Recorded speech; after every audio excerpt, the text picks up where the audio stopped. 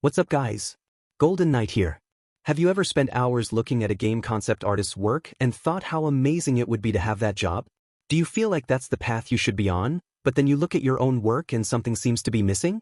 You draw, you study, you try, but it feels like there's a barrier between you and those concept artist positions at the studios of your dreams. And the worst part is that no one tells you exactly what's missing. Everyone says, practice more, study the fundamentals, but no one clearly explains what the real, concrete skills are that separate someone who draws well from someone who can work professionally creating concepts for games. The truth is that being a game concept artist isn't about drawing beautifully. Sure, that helps, but it's not the core of it. There are specific skills, both technical and mental, that studios look for, and most beginner artists don't even know they need to develop them. And the most interesting part is that many of these skills can be learned and trained systematically, if you know exactly what to look for. Throughout this content, you'll discover each of these essential skills, clearly and directly explained, with practical examples of how to apply them in your daily practice. The skill of solving visual problems. When you look at a professional concept artist's portfolio, the first thing that stands out are the incredible images, the striking characters, the epic environments. But behind each of those pieces lies something most people don't notice. Every drawing is a visual solution to a specific problem. This is the heart of concept art. You're not just drawing something to look cool. You're answering a question. How does this character move? What kind of armor makes sense for someone living in this climate? How does the world's architecture reflect the culture of the people who inhabit it? Concept art is applied design. And design is about solving problems. The professional thinks before drawing. They understand the brief, identify the problem, research references, analyze what works and what doesn't, and only then begin sketching. Every line has a reason to exist. If you give your character a cape, you need to know why. If the sword has that specific shape, there's a reason. If the city has those walls, it's because some external threat requires them. Everything has internal logic. Everything tells a story. And that's what studios are looking for, someone who can think visually, who understands that concept art is not decorative illustration, it's a game development tool. You practice design thinking every time you ask yourself questions before drawing. Before creating that monster, ask, where does it live? What does it eat? How does it hunt? What is its biggest threat? How has its body evolved to deal with its environment? When you answer these questions visually, the design becomes coherent, believable, and memorable. Even if it's a fantasy or sci-fi game, the audience needs to believe in it. And belief comes from internal logic. A dragon that lives in dark caves probably has eyes adapted to low light, claws made for climbing rock, maybe even underdeveloped wings if it doesn't need to fly much. These details don't appear by chance. They appear because you thought about the problem and solved it visually. Many beginner artists skip this step. They go straight to drawing, basing their work only on what they think looks cool, what they've seen in other games, what's trending. The result is a generic design. No personality, no purpose. It might be technically well executed, but it lacks soul. It lacks a reason to exist.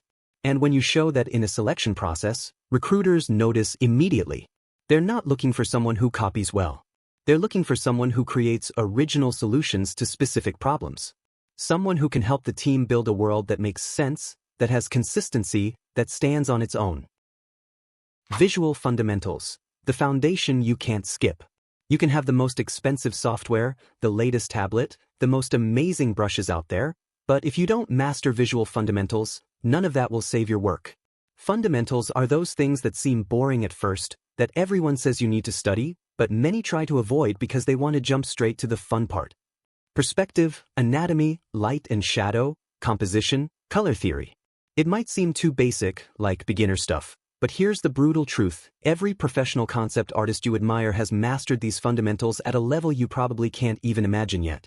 And there are no shortcuts. No tricks. No AI that can do it for you. If you want to work with concept art, you need to build this solid foundation. Speed and iteration. The art of exploring ideas quickly. In the real world of game development, it's rare that someone will give you 3 weeks to render a single character.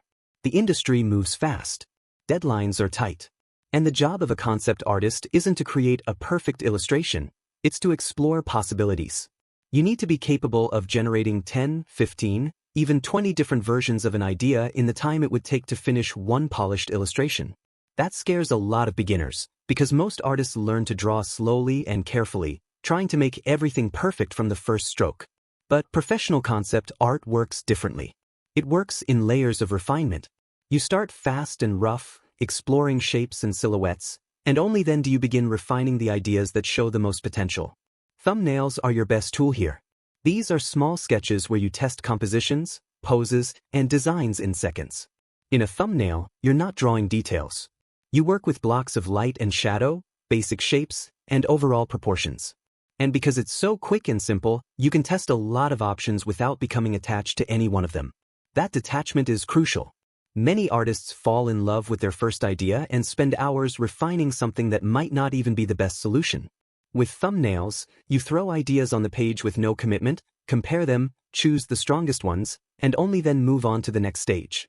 This quick exploration mindset is what separates students from professionals. Iteration is the process of improving something step by step, in cycles.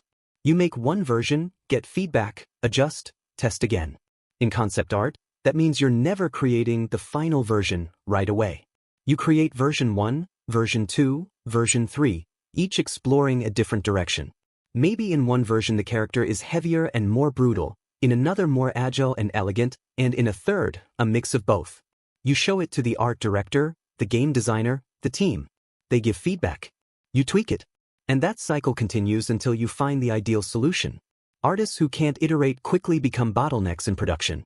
They get stuck in details while the rest of the team is waiting on design decisions. Speed comes from two things: technique and decision-making. Technically, you need to know your shortcuts, master your tools, and have an efficient workflow. Use selections, masks, adjustment layers, custom brushes, everything that saves time without sacrificing quality. But the mental side is even more important. You have to make quick decisions and move on. Don't spend 15 minutes deciding if a line should be here or 3 pixels to the left. Don't render every tiny part before being sure the overall composition works. Confidence comes with practice. The more you draw quickly, the more your brain learns to make instinctive choices that work. One technique that helps a lot is starting in low resolution. Begin with a small canvas, like 800 by 600 pixels. At that scale, you can't get lost in details even if you try.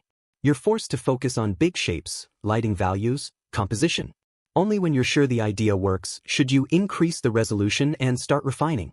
This avoids the classic mistake of spending hours painting the texture of a fabric in a corner of the image that might not even exist in the final version. Work from general to specific. Boys. It's faster, more efficient, and forces you to stay focused on what truly matters. And there's another crucial point. You need to learn to recognize when something is good enough for that stage of the process. Not everything needs to be polished. If you're exploring early ideas, a loose sketch is fine. If you're presenting an art direction, maybe it needs a bit more polish. A professional artist knows how to balance the level of finish based on the need. That saves time, energy, and allows you to explore much more creative ground. Research and references. The difference between inventing and creating. There's a dangerous myth that circulates among beginner artists. The idea that using references is cheating, that real artists pull everything from their imagination, that looking at photos or studying other people's work is a sign of weakness. Nothing could be further from the truth. Every professional concept artist you admire uses references. All of them. Without exception. The difference is, they know how to use them. They don't copy blindly. They research, analyze, absorb, and then create something new from that knowledge. Reference isn't a crutch. It's creative fuel. It's the raw material you transform into original design. When you're given a briefing to design, let's say, a desert nomad warrior, the worst thing you can do is open Photoshop and start drawing based only on your imagination. Because your imagination, no matter how creative, is limited by your experience. If you've never studied clothing from real desert cultures, you'll end up creating something generic, something that looks like everything else you've seen in other games. But if you take time to research how Tuareg clothing works, how Bedouins protected themselves from the sun, how Saharan tribes used fabrics and accessories, suddenly you have a powerful arsenal of real-world, time-tested information you can use as a base. Then your creativity truly kicks in, mixing, adapting, and transforming those references into something unique. Research also protects you from creating things that wouldn't work in the real world. If you're designing armor, you need to understand how real armor was built. Where the joints were, how the weight was distributed, which areas needed more protection. You can stylize, exaggerate, add fantastical elements. But if you ignore the basic logic of functional armor, the result will feel fake. It'll look like it was drawn by someone who never stopped to consider how it would actually be worn or used. There's also the issue of cultural authenticity.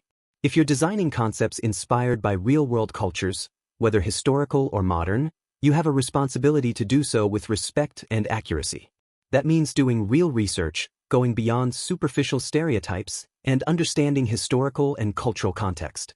A professional concept artist doesn't use cultural elements just because they look cool. They understand the meaning, the function, and use them consciously and respectfully. This not only avoids problematic representation but also leads to far richer and more interesting designs. The best way to organize your references is by creating mood boards.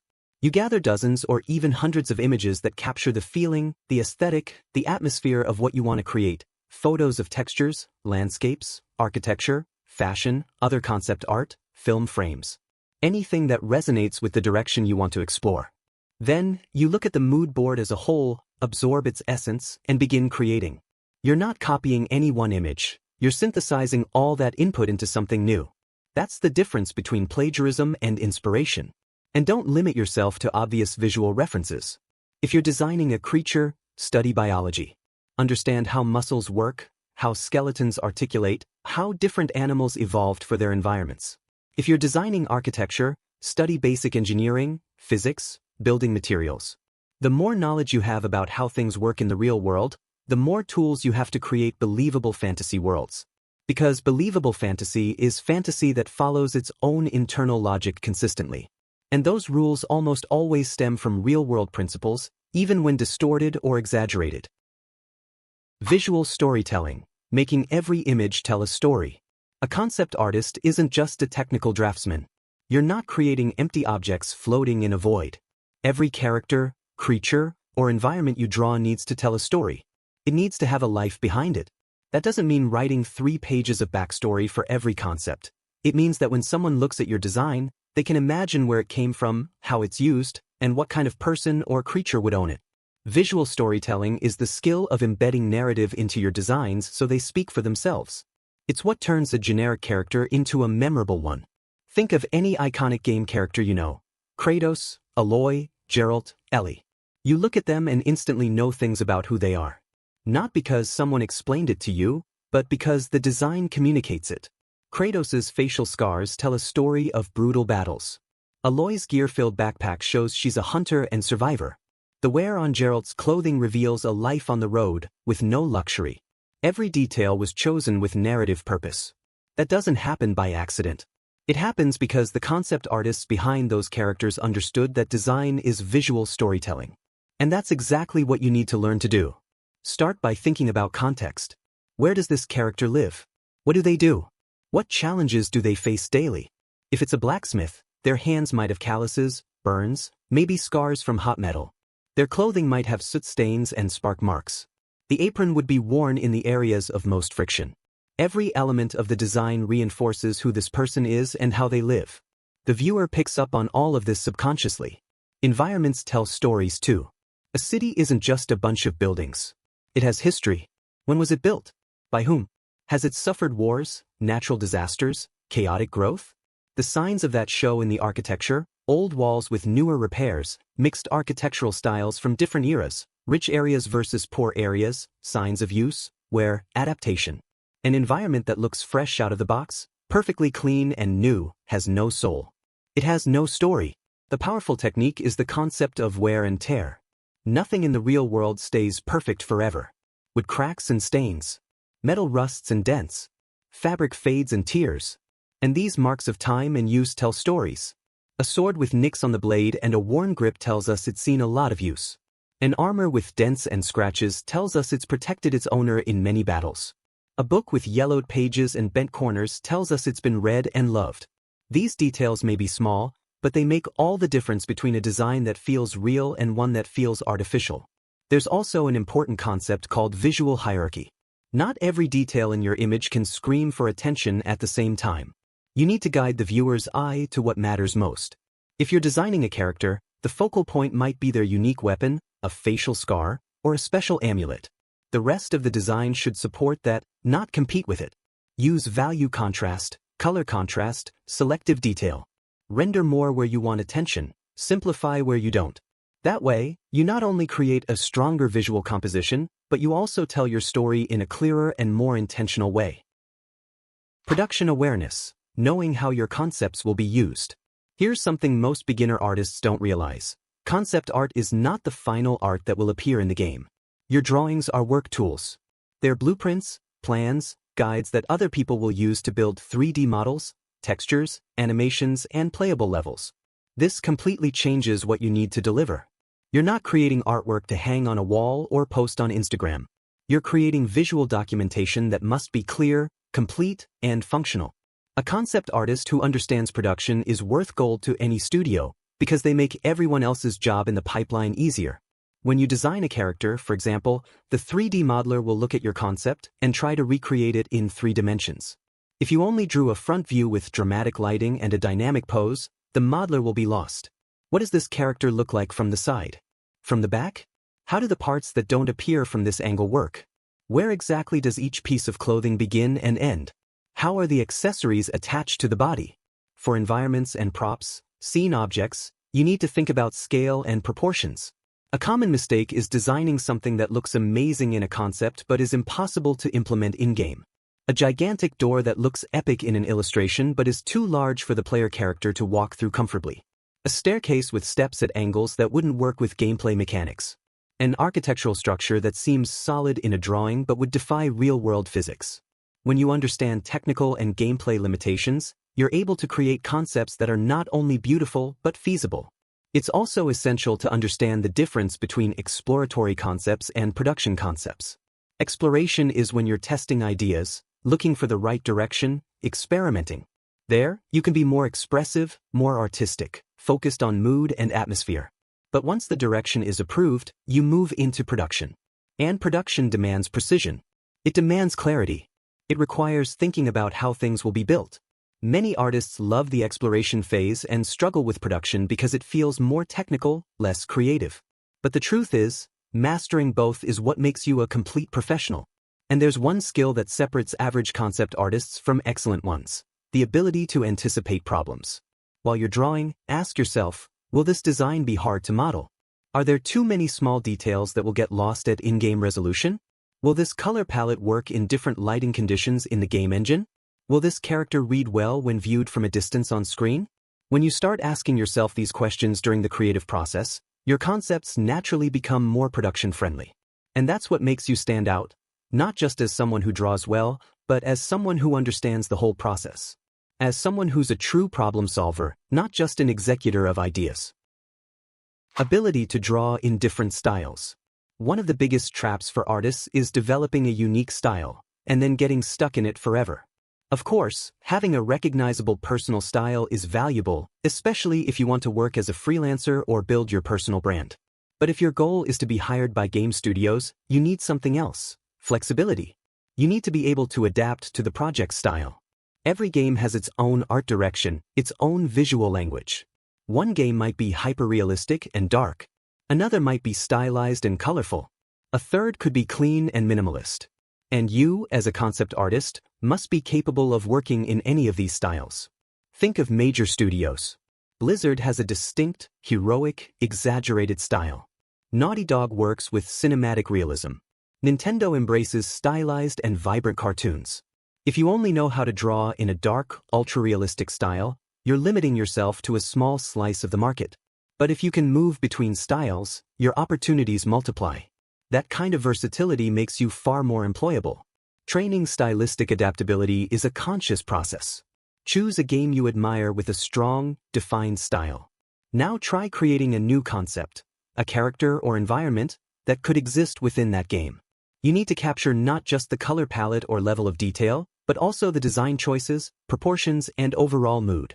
Doing this exercise with different games expands your range and teaches you how to observe and replicate stylistic decisions.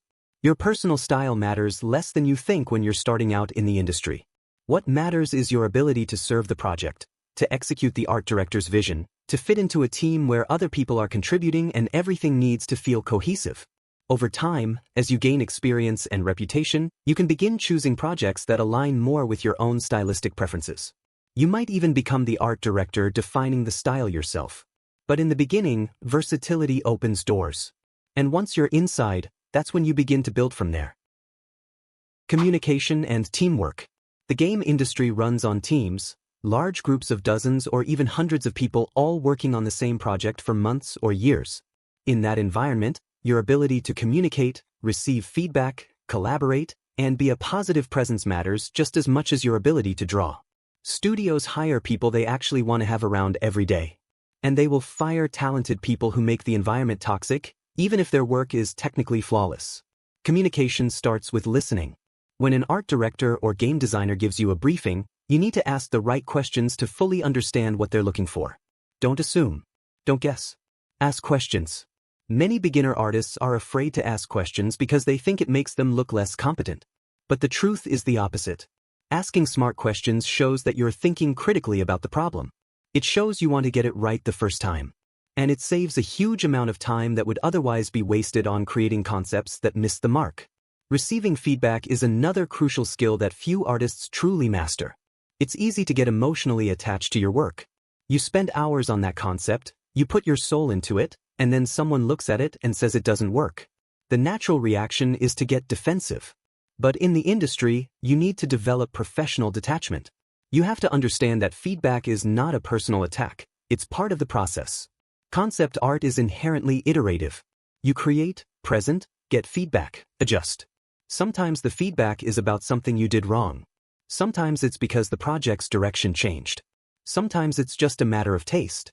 And that's okay. You take notes, adapt, move on. Beyond that, you also need to learn how to give feedback. Because concept artists don't work in isolation. You discuss ideas, review each other's work, collaborate on world building. And knowing how to give constructive feedback, feedback that helps rather than demoralizes, is a skill in itself. You don't say, "This looks bad." You say, "The design is looking good, but I think the silhouette could be stronger if you tried this here look." You offer solutions, not just criticism. You point out what's working before mentioning what needs improvement. This creates a collaborative environment where everyone grows together. Teamwork also means understanding that you are one piece of a much bigger puzzle. Your concepts need to fit in with the work of other artists. The style needs to be consistent. The color palette needs to make sense alongside other assets. A character you design will interact with environments someone else is designing. If you make everything based only on what looks cool in isolation, without considering the bigger picture, you create problems for the whole team. And there's something that goes beyond technical skill, attitude. Are you reliable? Do you deliver on time?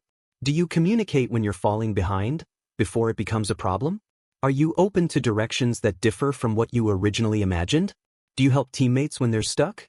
Do you keep morale high even when the project gets tough? These things may seem small, but over the course of a long production, they make all the difference. Studios remember the names of artists who are not only excellent at their craft, but also great to work with. And when a new position opens up, those are the first names that come to mind. Because skill can be trained, but professional character is rarer and more valuable. Digital tool mastery. In today's concept art world, being good with just pencil and paper isn't enough. The game industry is digital. You'll be working with Photoshop, Procreate, Blender, maybe ZBrush, maybe other studio-specific software. And here's the key. Digital tools aren't just electronic versions of traditional ones. They have unique capabilities that expand what you're able to create. Layers, masks, blend modes, non-destructive adjustments, photo bashing, the list goes on. Photoshop is the industry standard for 2D concept art, so you need to know it inside and out. Knowing how to use the basic brush and paint bucket isn't enough. You need to master complex selections, use layer masks, understand blend modes like multiply, overlay, screen. You should know how to use adjustment layers to test color palettes quickly without damaging your work. You need to be familiar with useful filters like Liquify for adjusting proportions, Camera Raw for lighting corrections. And above all, you should develop an efficient workflow with memorized keyboard shortcuts, recorded actions for repetitive tasks, and custom brushes for different needs. Photo bashing is a powerful technique used by many professional concept artists. It's the process of combining photographs, textures, and painted elements to create concepts quickly. You're not just pasting photos, you're using parts of photo references as a base, adjusting perspective, lighting, color, blending everything cohesively, and then painting over to unify the piece. It massively speeds up the process, especially for complex environments. But it requires skill. Poor photo bashing looks like amateur collage. Well-executed photo bashing is seamless. You can't tell what's photo and what's paint. It all reads as one convincing image. 3D software is becoming increasingly integrated into concept art workflows. Programs like Blender are free and powerful. You can use 3D to block out complex compositions, test camera angles, and build geometric bases to paint over. It's especially useful for architecture, vehicles, mechs, anything with hard surface design and complex perspective. You don't need to be a full 3D modeler, but having basic knowledge of how to build simple shapes, position a camera, light a scene, and render it gives you a massive edge over artists who work purely in 2D. Tablets and graphic displays are your essential hardware. It doesn't have to be the most expensive model, but it needs to be responsive, with good pressure sensitivity. And it needs to be properly configured. Map the side buttons to frequently used functions. Adjust the pressure curve to suit your drawing style. Calibrate the colors if you're using a screen. These details might seem small, but after 8 hours of drawing, the difference between a comfortable setup and a poorly configured one is the difference between ending your day feeling productive or frustrated and in pain. And here's something important: technology changes. New software appears. Old tools get new features. The industry evolves. You need to be willing to learn continuously. When ZBrush became important for concept art, artists who refused to learn it fell behind. When Blender exploded in popularity, those who adapted gained new creative power. Now we have AI tools that can support certain aspects of the creative process. You don't need to adopt everything blindly, but you do need to stay open, experiment, and make conscious decisions about what adds value to your workflow. Professionals who stagnate technologically eventually become obsolete. Those who evolve stay relevant. Professional mindset. This is the skill that separates artists who build sustainable careers from those who give up along the way. Because here's the raw truth: this path is hard. You'll face rejection. You'll have moments when you look at your work and feel like it'll never be good enough. There will be portfolios turned down, art tests you don't pass, projects you pour your heart into that still don't work. And your mindset is what determines whether you survive that or quit. The first thing you need to understand is that progress is not linear. You don't improve a little bit every day in a steady climb to the professional level. Artistic growth happens in plateaus and leaps. You can spend weeks or months practicing, studying, creating, and it feels like nothing's changing. You keep making the same mistakes. Your drawings still look amateur. And then, suddenly, something clicks. You leap to a new level of understanding. Then you hit another plateau. Artists who don't understand this quit during the plateaus, thinking they've stopped evolving. But those who do understand keep working even when it feels like nothing's happening, because they know the next leap is coming. You also need to build resilience to rejection. Because you will be rejected. Many times. You'll apply to jobs and get no response. You'll send portfolios and hear that you're not ready. You'll do art tests and not get chosen. And each rejection hurts. It feels personal. You poured your soul into that work. But you must learn to separate the value of your current work from your value as a person and your potential as an artist. That rejected portfolio doesn't mean you're bad. It means you're not yet at the level that specific role requires. And maybe the most important aspect of a professional mindset, realizing that your biggest competition is yourself, not other artists. Sure, the market is competitive. There are limited openings and many applicants. But spending all your time comparing yourself to more advanced artists only leads to frustration and paralysis. What really matters is whether you are better today than you were 6 months ago. Are your concepts more refined? Your composition stronger? Your speed faster? Your understanding deeper? Focus on your own journey. Learn from artists who are ahead of you, but don't measure yourself against them. Measure yourself against your previous self. And work every day to be a little better. That mindset, sustained over time, will inevitably take you to the professional level. It's not a matter of if, it's a matter of when. If this video helped you in any way, don't forget to leave a like, subscribe to the channel, and turn on the notification bell so you don't miss the next ones. Thanks so much for watching all the way through. Don't forget to take a look at the description. There are several important links there that can help you even more. See you in the next video.